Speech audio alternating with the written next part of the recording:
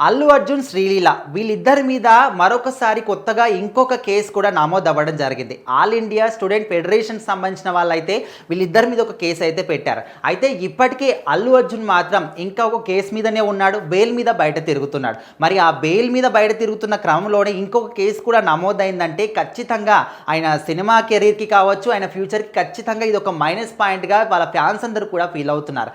అయితే ఇప్పుడు all India student federation వాళ్ళు ఎందుకు వీళ్ళిద్దరి మీద కేసు పెట్టారు, అసలు ప్రాబ్లం ఏంటి, ఎందుకు ఇవ్వాల్సి వచ్చింది, దీని గురించి మనం మాట్లాడుకుంటే అయితే రీసెంట్ టైంలో చూసుకుంటే చాలామంది పేరెంట్స్ అందరూ కూడా గవర్నమెంట్ స్కూళ్ళల్లో కాలేజెస్లో కాకుండా కార్పొరేట్ కాలేజెస్లో కానీ కార్పొరేట్ స్కూళ్ళల్లో చదివించడానికి ఎక్కువగా ఇంట్రెస్ట్ చూపిస్తున్నారు. అయితే వాళ్ళ దగ్గర డబ్బులు లేకపోయినప్పటికీ వాళ్ళ పిల్లలు మంచి కాలేజీలో మంచి స్కూల్లో చదివి మంచి ఫ్యూచర్ ఉండాలి, వాళ్ళకి ఒక మంచి స్థానంలో వాళ్ళు ఉండాలి, మంచి మంచి ఉద్యోగాలు సంపాదించాలని ఒక ముఖ్యమైన ఉద్దేశంతో వాళ్ళ దగ్గర డబ్బులు లేకపోయినా వాళ్ళ ఆస్తులు అమ్ముకొనో లేకపోతే అప్పులు తీసుకొచ్చి మరి వాళ్ళనైతే ఈ కార్పొరేట్ స్కూళ్ళలో కాలేజెస్లో చదివిస్తూ ఉన్నారు. కాకపోతే అక్కడ ఆ విద్యా సంస్థల్లో విద్యా విధానం ఏ విధంగా ఉంది, లెక్చరర్స్ ఏ విధంగా ఉన్నారు, పిల్లల్ని ఏ విధంగా చూసుకుంటున్నారు, ఇవన్నీ ఏవి కూడా చూడకుండా ఇప్పుడు కొంతమంది సెలబ్రిటీస్ అల్లు అర్జున్ కావచ్చు, శ్రీలీల కావచ్చు, కొంతమంది పెద్ద పెద్ద వాళ్ళైతే కార్పొరేట్ కాలేజెస్ గురించి వాటి గురించి ప్రమోషన్ చేస్తూ ఉంటారు. సో అదే విధంగా ఇప్పుడు అల్లు అర్జున్, శ్రీలీల కూడా ఒక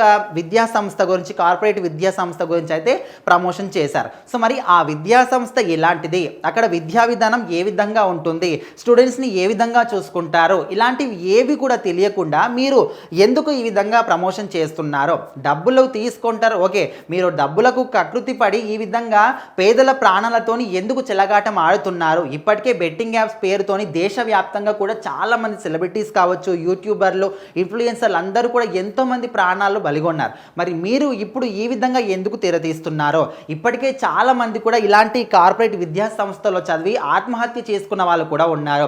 డే అండ్ నైట్ 24 అవర్స్ కూడా వాళ్ళని టార్చర్ పెట్టడం కావచ్చు, అంటే ఎప్పుడు కూడా చదవండి చదవండి చదవండి అని, అంటే వాళ్ళు కనీసం ఆలోచన చేసుకోవడానికి కనీసం ఒక స్ట్రెస్ రిలీఫ్ కానీ గేమ్స్ కానీ ఏవి కూడా ఉండకుండా 24 అవర్స్ వాళ్ళని ఇబ్బంది పెట్టడం.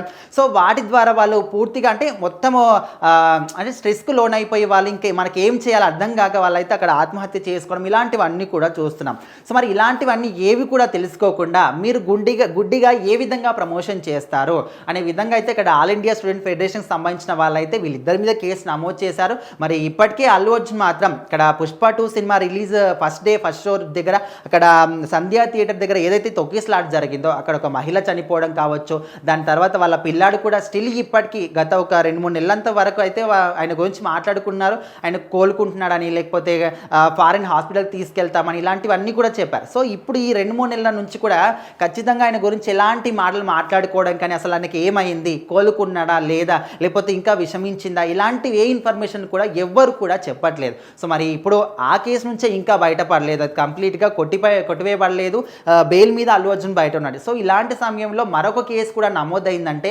ఖచ్చితంగా ఆయన ఫ్యూచర్కి మాత్రం ఇది ఒక మైనస్ పాయింట్ అనుకోవచ్చు. మరి ఈ కేసు నుంచి అల్లు అర్జున్ కావచ్చు, శ్రీలీల ఏ విధంగా బయటకు వస్తారు, వాళ్ళు ఏ విధంగా వివరణ ఇచ్చుకుంటారు, ఖచ్చితంగా వెయిట్ చేసి చూడాలి.